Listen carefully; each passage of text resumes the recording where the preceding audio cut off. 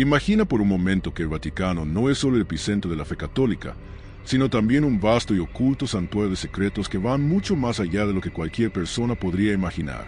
Es difícil de creer, ¿verdad? Pero la realidad es que los pasillos del Vaticano no solo albergan arte, historia religiosa y tesoros, sino también artefactos con poderes tan oscuros que podrían destruir la comprensión de la realidad tal como la conocemos. Estos artefactos no son simples reliquias de un pasado distante. Son objetos con una fuerza misteriosa, una energía que ha sido reunida a lo largo de siglos, de lugares distantes y culturas olvidadas, que el Vaticano ha guardado con celo.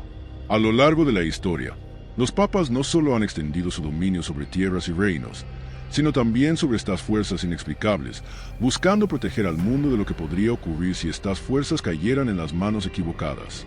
Ahora, ¿por qué estos artefactos están guardados en secreto? La respuesta es más inquietante de lo que podrías pensar.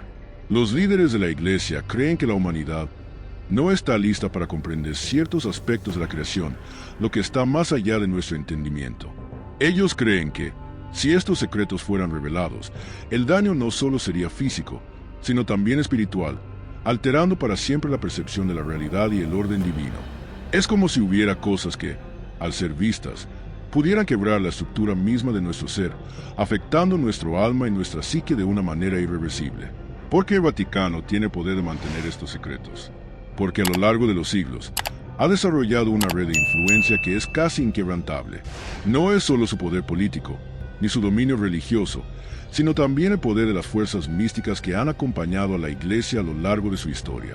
Desde tiempos de guerra hasta tiempos de paz, el Vaticano ha acumulado artefactos, reliquias y criaturas de una naturaleza tan perturbadora que incluso los más valientes entre sus filas temen acercarse demasiado. Pero, ¿cómo llegó a ser esto posible? En un principio, el Vaticano fue, como muchas otras instituciones, un lugar dedicado a la fe y la enseñanza. Pero pronto, la religión, en sus muchas formas, comenzó a hacerse con artefactos que parecían tener una conexión con el más allá.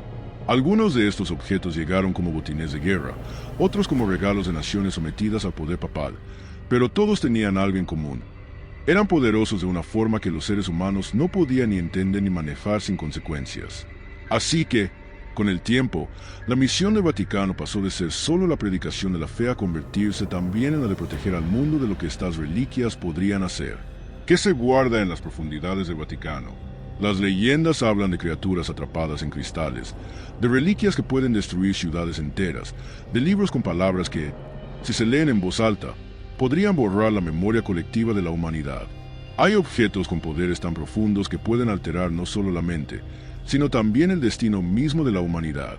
De hecho, muchos de estos artefactos son tan peligrosos que nunca deberían ser tocados, jamás expuestos a la luz del día, porque en manos equivocadas podrían provocar catástrofes universales. Pero la historia no termina ahí, porque a medida que te adentras en las profundidades de lo que la Iglesia guarda, la línea entre lo religioso y lo sobrenatural se borra, y es entonces cuando la verdadera oscuridad comienza a revelarse. Es aquí donde los objetos se mezclan con el mito, donde lo espiritual se encuentra con lo diabólico, y donde las leyendas de lo prohibido se hacen carne, y el verdadero horror comienza a tomar forma. Te invito a que sigas conmigo en este oscuro viaje, porque, más allá de las paredes de esta institución milenaria, existen objetos que podrían cambiar la historia tal como la conocemos. Y lo que te contaré a continuación no es solo una fantasía, sino el relato real de lo que el Vaticano guarda celosamente, fuera del alcance de todos, excepto de aquellos que tienen el poder y la necesidad de mantenerlos a salvo, escondidos de una humanidad que tal vez aún no está lista para comprenderlos. Hoy, te voy a revelar 10 de esos secretos más oscuros, y te aseguro que lo que está por venir podría cambiar tu forma de ver el mundo para siempre. Si alguna vez encuentras uno de estos objetos, lo mejor que podrías hacer es no mirar atrás. Y, por supuesto, no olvides que este es solo el principio. Hay mucho más por descubrir. 1. El niño del Pozo Negro, Padua, Italia. Imagínate por un momento el escenario. Un antiguo pozo seco, olvidado por el tiempo, en una zona aislada de Italia. Ahí, en el fondo, un grupo de monjes benedictinos descubre algo que parecía una simple estatua de un niño, aparentemente inocente. Sin embargo, pronto se dieron cuenta de que esta figura no era común. Era un niño con los ojos completamente blancos y la piel tan negra como la tinta más oscura. Parece inofensivo, ¿verdad? Es lo que cualquiera pensaría al principio, pero esa primera impresión estaba a punto de desmoronarse. Poco después de que la estatua fuera retirada del pozo, algo extraño comenzó a suceder. Los monjes, hombres de fe y disciplina, empezaron a tener pesadillas aterradoras, todas ellas sobre el fin del mundo. En sus sueños, veían visiones apocalípticas, llamas arrasando todo, el cielo cubierto por bolas de fuego y millones de personas pereciendo en un cataclismo sin fin. Cada noche, los gritos y el sufrimiento parecían más reales. La angustia se instaló en sus corazones, y lo que comenzó como una simple curiosidad se convirtió en un tormento insoportable. 3 de los monjes, desesperados por poner fin a sus visiones, decidieron que la única solución era deshacerse de la estatua. La arrojaron nuevamente al pozo, pensando que así podrían liberar sus mentes de esa pesadilla constante. Pero, al amanecer, los 3 monjes desaparecieron. No dejaron rastro alguno, como si se hubieran desvanecido en el aire. Los otros monjes que sobrevivieron no pudieron hacer más que mirar con horror el pozo vacío, como si supieran que algo mucho más grande y oscuro se había desatado. La estatua del niño del pozo negro no es solo una figura que observa, es una entidad que proyecta un poder incontrolable sobre aquellos que se atrevan a mirarla. Aquellos que lo hacen, incluso por un solo minuto, son invadidos por una desesperación tan profunda que es casi imposible escapar de ella. Lo peor de todo es que, cuanto más tiempo se fija la vista en sus ojos vacíos, más fuerte se siente la visión del apocalipsis, hasta que el terror consume por completo a la persona y la esperanza se desvanece en un mar de angustia. ¿Por qué está tan protegido este objeto? La razón es simple pero aterradora. Esa estatua no solo revela el fin del mundo, sino que tiene la capacidad de debilitar el alma de quien la mira. Es como si el niño, en su quietud, sugiriera que el fin de la humanidad es inevitable y que la desesperanza es lo único que queda en el camino hacia la destrucción. Cualquier persona que se vea atrapada por su poder queda marcada, no solo mentalmente, sino espiritualmente, como si se hubiera abierto una puerta a algo oscuro que no puede cerrarse. El Vaticano, consciente del peligro que representa, ha tomado medidas extremas para garantizar que nadie más se acerque. Hoy, el niño del Pozo Negro está bajo la sala octogonal de los condenados, en lo profundo del Vaticano, resguardado por fuertes advertencias y una urna de cristal blindado. El cartel que acompaña a la figura no es menos inquietante. Aléjate ahora. No es una recomendación, es una orden. Y no es solo una advertencia a los curiosos, sino una sentencia. Cualquier intento de acercarse, de mirar más allá, podría condenar a quien lo haga a una vida marcada por la desesperación eterna. Los sacerdotes que han tenido la desafortunada oportunidad de trabajar cerca de este artefacto aseguran que, aunque no lo vean directamente, el aire alrededor de la urna cambia. Un frío abrumador llena la sala, y el peso de la angustia parece hacerlo todo más pesado. Aquellos que han intentado desafiar la advertencia han terminado sufriendo extrañas enfermedades o caídas inexplicables, y la mayoría nunca ha sido capaz de mantenerse por mucho tiempo cerca de esa sala sin perder la razón. ¿Es solo un artefacto maldito? La verdad es que muchos creen que no es solo eso. Algunos susurran en los pasillos del Vaticano que la estatua es algo mucho más antiguo que el propio Vaticano, una entidad que podría haber sido traída de alguna parte remota, posiblemente de un antiguo culto, cuyo único propósito era recordar a la humanidad lo que les espera si alguna vez pierden el camino. El niño podría ser un testigo mudo de un futuro que aún no ha llegado, pero que está destinado a manifestarse tarde o temprano. ¿Te atreverías a acercarte? ¿Serías capaz de desafiar esa advertencia de aléjate ahora? La estatua permanece allí, en su urna, esperando. Y lo más aterrador de todo es que espera por ti. Antes de continuar con los siguientes secretos, quiero pedirte un favor. Si te está gustando esta exploración de lo desconocido, no olvides darle like, compartir el video y suscribirte. Tu apoyo es lo que me permite seguir trayéndote contenido tan intrigante como este. 2. La Cruz de Huesos de la Cripta, Marsella, Francia. En 1142, durante una de las muchas excavaciones que se llevaban a cabo en una iglesia en las afueras de Marsella, Francia, los trabajadores hicieron un hallazgo que cambiaría por completo el destino de quienes estuvieron involucrados. Lo que se suponía sería una simple cripta subterránea reveló algo mucho más oscuro y desconcertante, una cruz construida entera con huesos humanos. Cada uno de esos huesos parecía estar perfectamente fundido con los demás, como si una mano invisible hubiera ensamblado cuidadosamente cada pieza. Pero lo que realmente aterraba a los que la encontraron no fue el simple hecho de su composición macabra, sino lo que ocurrió después. Al mover la cruz, los gritos y lamentos de almas condenadas empezaron a llenar el aire, resonando con una fuerza tan intensa que la iglesia entera pareció temblar bajo su peso. Los trabajadores, quienes se habían acercado al objeto con la intención de estudiarlo o trasladarlo, fueron invadidos por un terror primitivo, como si los mismos espíritus de los muertos atrapados en los huesos de la cruz les estuvieran gritando desde el otro lado. Lo peor estaba por llegar. Uno tras otro, los hombres que tocaban la cruz empezaron a mostrar signos de una angustia indescriptible, hasta que, finalmente, varios de ellos se lanzaron al vacío desde lo alto del campanario, incapaces de soportar la presión de la experiencia. Nadie sabía qué fuerza o entidad había sido liberada, pero estaba claro que algo muy oscuro había despertado en el momento en que esa cruz fue tocada. A medida que la noticia del hallazgo se difundió, el miedo se apoderó de la población local. Los sacerdotes que investigaron el lugar no lograron comprender el fenómeno que estaba ocurriendo. Los lamentos de los condenados continuaban, como un eco lejano, flotando en el aire, y los que se acercaban al objeto sentían una opresión en el pecho, como si cada uno de los sufrimientos de los muertos se estuviera filtrando directamente en su mente. El dolor emocional que esta cruz absorbía parecía tener vida propia. Era como si estuviera conservando las penas de aquellos que habían muerto, y cualquiera que la tocara se veía obligado a revivir esos sufrimientos. Era como si la cruz fuera una cápsula del dolor humano, atrapando cada lágrima y cada grito de desesperación que había tenido lugar en ese lugar. Los informes de la época mencionan que la cruz fue sellada rápidamente, pero lo que sucedió después no hizo más que aumentar el misterio que la rodeaba. Muchos teólogos y sacerdotes comenzaron a teorizar sobre su origen.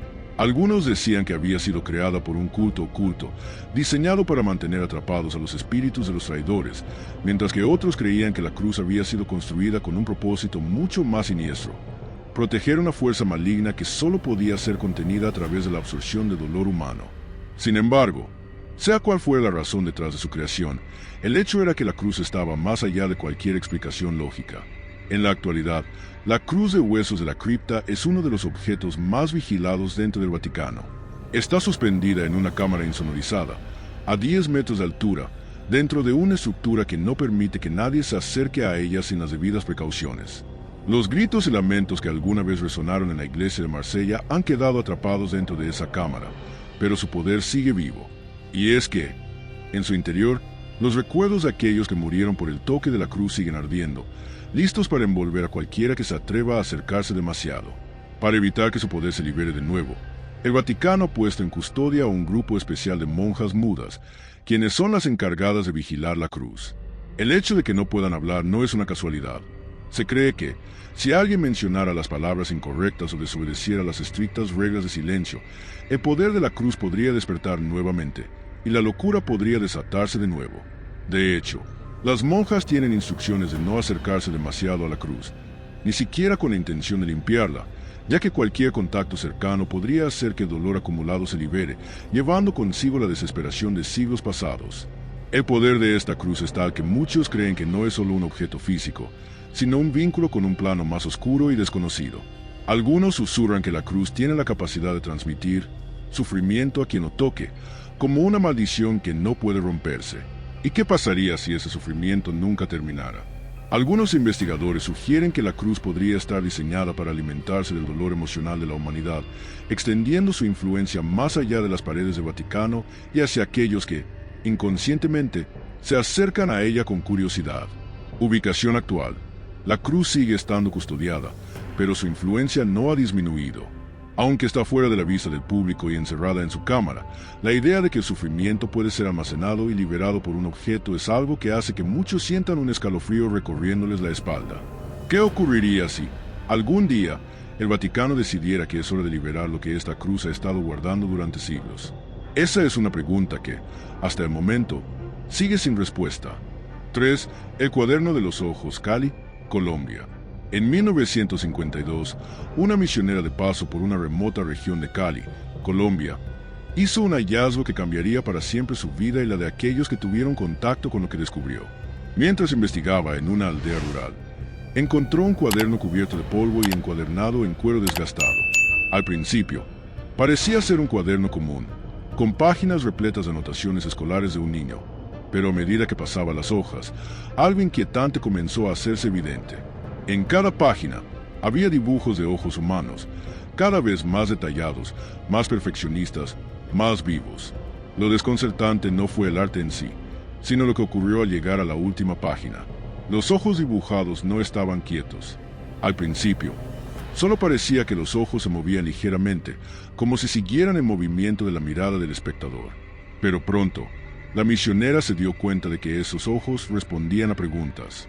Al preguntarle algo al cuaderno, los ojos se movían hacia la derecha si la respuesta era afirmativa y hacia la izquierda si la respuesta era negativa.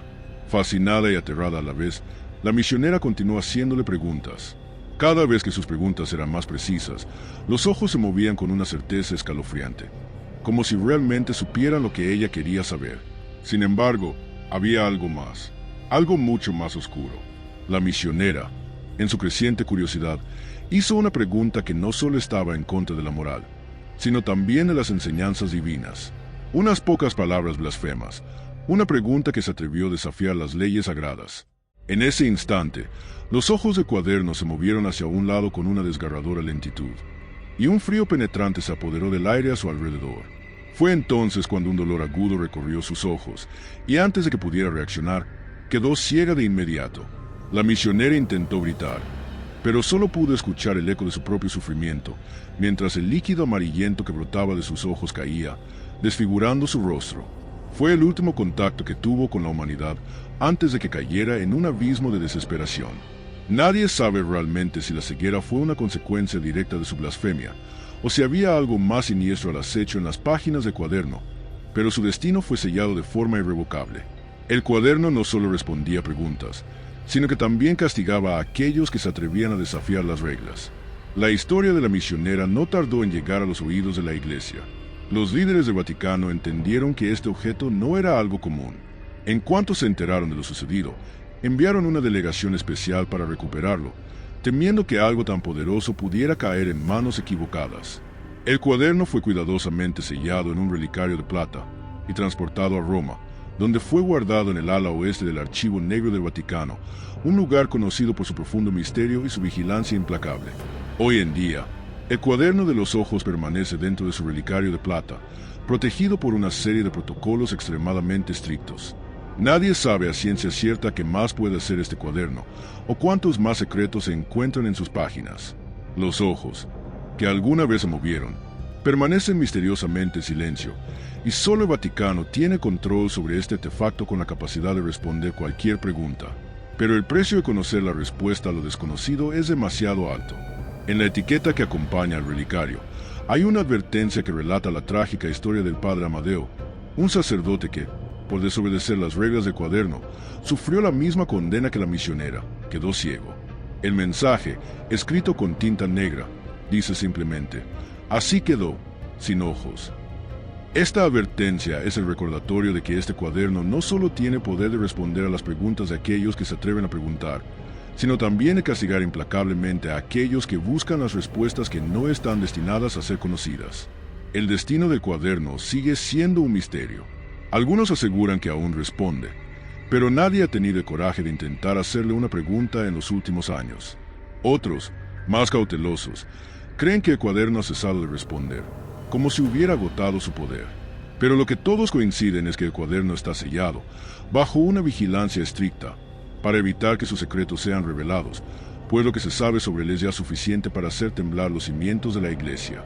¿Quién sabe qué otros horrores aguardan entre sus páginas? El cuaderno de los ojos es, sin lugar a dudas, uno de los artefactos más peligrosos que el Vaticano guarda en silencio. Y mientras permanezca dentro de ese relicario, la curiosidad de la humanidad no podrá desentrañar los oscuros misterios que esconde. Pero, tal vez, algún día alguien se atreverá a abrirlo. 4. El santo con cabeza de perro, Siria, 641. Uno de los relatos más extraños y perturbadores de la historia del Vaticano proviene de un rincón apartado del desierto sirio, allá por el año 641. La historia comienza con un ermitaño que, según los relatos de la época, vivía en total aislamiento, lejos de la civilización y abrazado por la soledad del desierto. Lo que hacía que este ermitaño fuera tan extraño no era solo su vida austera, sino la apariencia que portaba. Su cuerpo, completamente humano, se encontraba coronado por una cabeza de perro. A pesar de su extraña apariencia, Este ermitaño no era un ser demoníaco ni una criatura maligna, sino que se dedicaba a predicar paz y perdón. De acuerdo con los pocos relatos que sobrevivieron del encuentro con él, su mensaje era claro: la reconciliación con el prójimo, la necesidad de perdonar y de encontrar la paz, incluso en un mundo tan agitado como el suyo. Sin embargo, había algo aún más desconcertante que su apariencia. Sus lágrimas eran de sangre. Los testigos que se acercaban a él describían escenas inquietantes. Cada vez que hablaba de perdón, sus ojos se llenaban de lágrimas rojas que caían de su rostro como un río de sangre. Algunos creían que su condición era una señal divina, un tipo de sacrificio visible, pero otros comenzaron a ver su comportamiento como algo extraño y peligroso. Fue precisamente este comportamiento el que causó que los religiosos de la región decidieran matarlo. El miedo y la incomodidad que su sola presencia generaba entre los monjes y fieles aumentaron con el tiempo, hasta que, finalmente, un grupo de clérigos lo ejecutó, decapitando al santo y sellando su historia de forma brutal. Pero la historia no termina aquí, ni mucho menos. Lo que ocurrió después de su muerte es aún más perturbador. Durante su vida, se decía que sus lágrimas de sangre no solo representaban su dolor, sino que tenían un poder mucho más oscuro. Se creía que cada gota de sangre derramada por sus ojos estaba conectada de alguna forma con los pecados de aquellos que lo tocaban. Aquellos que, en su deseo de buscar perdón, se acercaban a él y lo tocaban, se encontraban con una terrible consecuencia. Los pecados que habían cometido se materializaban de forma física en sus cuerpos, transformándose en gotas de sudor que caían de su piel. Pero lo más aterrador de este fenómeno era la reacción fatal que ocurría con la deshidratación. Si una persona estaba lo suficientemente cerca del ermitaño, o si se sometía a un contacto prolongado con él, los pecados se manifestaban con tal intensidad que el cuerpo empezaba a deshidratarse de forma instantánea. La cantidad de sudor que emergía de la piel era tan abundante que, en cuestión de minutos, la persona moría deshidratada. Los relatos históricos aseguran que los fieles que se acercaron al ermitaño en busca de purificación o bendición se desvanecían rápidamente, y aunque los clérigos trataban de intervenir, morían en pocos minutos, como si la presencia de ese ser les hubiera robado toda su vitalidad. Poco después de su muerte, el cuerpo del ermitaño fue momificado por los pocos seguidores que todavía quedaban. Le construyeron un altar pagano, en un intento de rendirle homenaje y preservar lo que quedaba de él. Sin embargo, muchos de los que intentaron venerarlo fueron víctimas de una extraña maldición, y varios más murieron al entrar en contacto con su cadáver. La historia de este extraño santo llegó a oídos del Vaticano, y después de investigar el caso, decidieron que el mejor lugar para resguardar su cuerpo era en Roma. Pero, debido al peligro que representaba su poder, su momia fue guardada en un ataúd especial, y se la trasladó al Vaticano, donde fue colocada en el segundo subsuelo de la iglesia, en una celda completamente sellada. El ataúd donde reposa el ermitaño, con su cabeza de perro, se mantiene bajo estricta vigilancia. Hoy en día, el santo con cabeza de perro permanecería sellado, sin contacto con nadie, en un ataúd especial dentro del Vaticano. La ubicación exacta de su tumba sigue siendo desconocida para la mayoría, pero los pocos que conocen el lugar aseguran que, a lo largo de los siglos, los guardias del Vaticano han sido testigos de extraños sucesos en las cercanías de esa celda, gritos inexplicables, presencias oscuras y la sensación de una carga espiritual, como si el lugar estuviera marcado por la presencia de ese ser, una figura enigmática que todavía parece influir en el entorno de su tumba. El cuerpo del ermitaño con cabeza de perro ha permanecido en el Vaticano, sellado y olvidado por la mayoría, pero algunos sospechan que el poder de su maldición sigue vivo. Y lo más inquietante es que su historia ha quedado atrapada en las paredes del Vaticano, esperando a ser revelada, pero a un costo que muchos no estarían dispuestos a pagar. Antes de continuar con los siguientes secretos, quiero pedirte un favor. Si te está gustando esta exploración de lo desconocido, no olvides darle like, compartir el video y suscribirte. Tu apoyo es lo que me permite seguir trayéndote contenido tan intrigante como este. 5. La llama invertida, Reyes, Francia. Imagina, por un momento, una llama que arde en dirección opuesta a lo que todo el mundo conoce. Una llama invertida, cuya naturaleza desafía las leyes de la física y el sentido común. Algo que, en vez de elevarse hacia el cielo, parece hundirse hacia el suelo, desafiando todo lo que has aprendido sobre el fuego. Esto fue exactamente lo que sucedió en 1890, cuando un grupo de monjes en la región de Reyes, Francia, descubrió una antigua antorcha enterrada entre los escombros de una iglesia en ruinas. Lo curioso de esta antorcha no era solo su apariencia, Estaba en perfectas condiciones, a pesar de los años que había estado oculta entre la basura y los restos de la iglesia. Pero lo más extraño fue cuando los monjes intentaron encenderla. En lugar de ver una llama elevarse como era de esperar, vieron como la llama ardía hacia abajo, descendiendo como si estuviera siendo atraída por una fuerza invisible en el suelo. Esta llama, invertida, no era simplemente un fenómeno físico raro. Tenía un poder mucho más oscuro y perturbador. La historia detrás de esta antorcha se remonta a una secta cristiana secreta que, en siglos pasados, utilizaba esta llama para purificar a los herejes. Sin embargo, su purificación no era una experiencia tranquila ni sencilla, sino un proceso brutal y doloroso. Esta secta había creído que los pecadores solo podían ser purificados a través del sufrimiento extremo. Su método consistía en encender la llama invertida sobre la cabeza de los herejes y condenados, hiriéndolos profundamente en el alma y el cuerpo, como una especie de tortura ritual. Los relatos históricos cuentan que el proceso no solo infligía un sufrimiento físico, sino que también desgarraba el espíritu de la víctima. Cuando la llama tocaba la piel, las almas de los condenados comenzaban a gritar en desesperación, y sus mentes eran inundadas con visiones de infierno y condena eterna.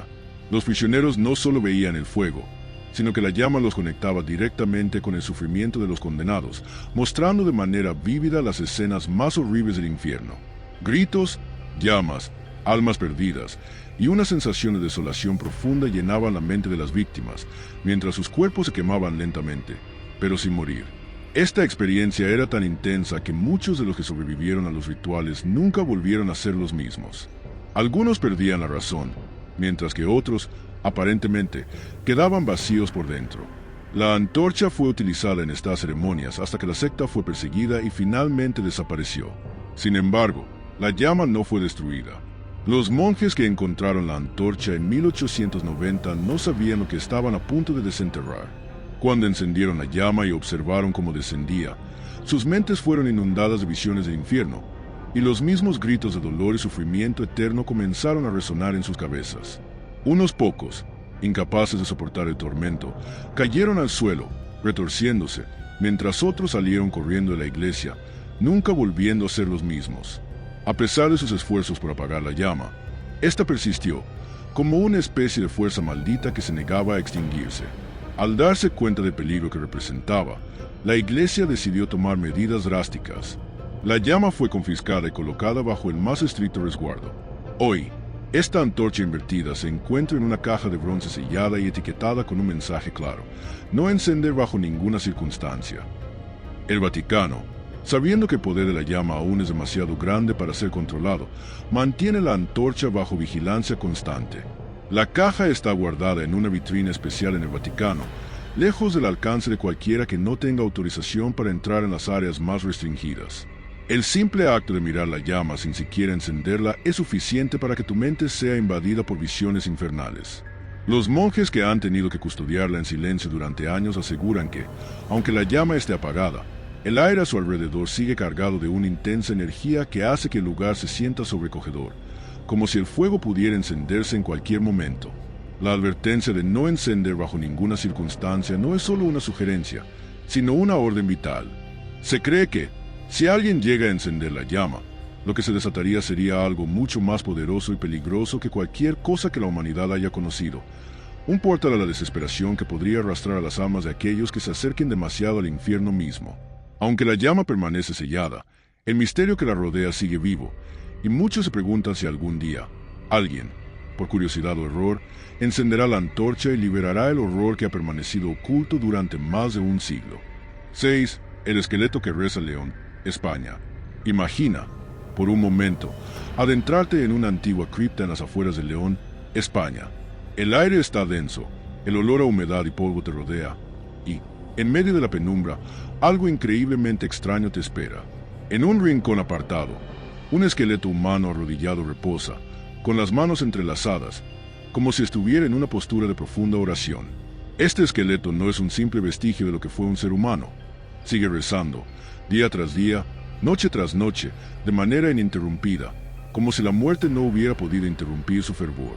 Este hallazgo, ocurrido en 1666, desató el terror entre los frailes que realizaban la limpieza del osario abandonado. El esqueleto, Colocado cuidadosamente en la misma postura en la que debió haber caído en vida, murmura palabras en latín que no tienen cabida en ningún libro litúrgico. La oración que repite, una y otra vez, parece provenir de algún rincón oscuro y desconocido del mundo espiritual, un lugar donde las almas atrapadas no pueden encontrar descanso. Al principio, muchos pensaron que se trataba de una superstición o de algún tipo de trampa, pero pronto descubrieron que la oración tenía poder y no era una oración común. Lo más aterrador de este esqueleto no es solo el hecho de que siga rezando, sino que la oración misma se convierte en una maldición. Cuando alguien se acerca al esqueleto, cuando alguien se atreve a escuchar sus palabras, la oración empieza a cambiar, volviéndose más intensa, más desesperada. Se repite sin cesar, como si las palabras estuvieran atrapadas en un ciclo eterno, y cada repetición se vuelve más pesada, más opresiva. Los que se acercan sienten como si su propia alma fuera absorbida por esa invocación que nunca termina. Cada vez que alguien intenta alejarse, la oración se incrementa en volumen y en fuerza, hasta que la mente de la persona que se encuentra cerca empieza a ceder bajo el peso de la maldición. Se dice que muchos de los que han intentado acercarse al esqueleto o incluso observarlo de cerca han terminado de forma inexplicable con sus propias mentes quebradas. La repetición interminable de esa oración parece desgastar el espíritu de quien se acerca, llenándolos de una terrible desesperación que solo se calma cuando la persona se rinde ante la oración, perdiendo su capacidad de razonar o actuar con libertad. Es como si el esqueleto, aún en su muerte, tuviera la capacidad de absorber la voluntad de aquellos que osan entrar en su círculo. La maldición de este esqueleto se vuelve más clara cuando se considera que quien lo escucha con atención puede perderse en un trance, una especie de hipnosis espiritual de la cual es casi imposible salir sin haber caído completamente en la desesperación. Algunos han informado haber escuchado susurrar entre las palabras de la oración frases incomprensibles, como si el esqueleto estuviera hablando directamente con la persona que lo escucha, intentando que su mente se perdiera en el infinito. La amenaza de lo desconocido y lo no comprendido se cierne sobre aquellos que se acercan demasiado, y es precisamente por eso que este esqueleto no es tratado como un simple hallazgo arqueológico. Tras el descubrimiento, el Vaticano decidió tomar medidas drásticas para preservar la seguridad de los fieles y evitar que el poder de la oración maldita se extendiera más allá de su tumba. Fue transportado a Roma y guardado en una urna de vidrio sellada. La urna está ubicada en una sala especial del Vaticano, conocida como la Sala de Reliquias Extrañas, un lugar oculto a la vista pública y reservado solo para aquellos que han sido autorizados por la Iglesia para estudiar los objetos más perturbadores. El esqueleto que reza sigue en su urna, y a pesar de estar bajo una estricta vigilancia, aquellos que se atreven a estar cerca de él siguen reportando extraños efectos. Algunos testigos aseguran que el sonido de la oración se puede oír, débilmente, a través del vidrio, como si el esqueleto siguiera intentando llegar a aquellos que se encuentran cerca. Las autoridades eclesiásticas han declarado que no hay forma de detener la oración o de detener su maldición, y que el esqueleto debe permanecer donde está, sellado y sin ser tocado. En el cartel que acompaña al esqueleto, hay una advertencia que pocos se atreven a leer en voz alta. No te acerques demasiado, no escuches, no hables.